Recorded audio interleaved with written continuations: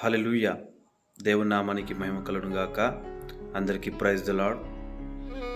బైబిల్లో వాక్యం ఈ విధంగా సెలవిస్తుంది. కీర్తనల గ్రంథం 91వ అధ్యాయము 3వ వచనం.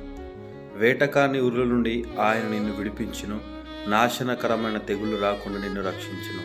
హల్లెలూయా. ఇక్కడ మనం చూస్తున్నాం లేఖన భాగాన్ని. వేటగాని ఊరిలో నుండి ఆయన నిన్ను విడిపించును, నాశనకరమైన తెగులు రాకుండా నిన్ను కాపాడును, రక్షించును. హల్లెలూయా. వేటగాని ఊరిలో నుంచి అంటే మనకి ఎలాంటి ఆటంకాలు సమస్యలు రాకుండా ఆయన మనల్ని ప్రొటెక్ట్ చేస్తూ ఉన్నాడు.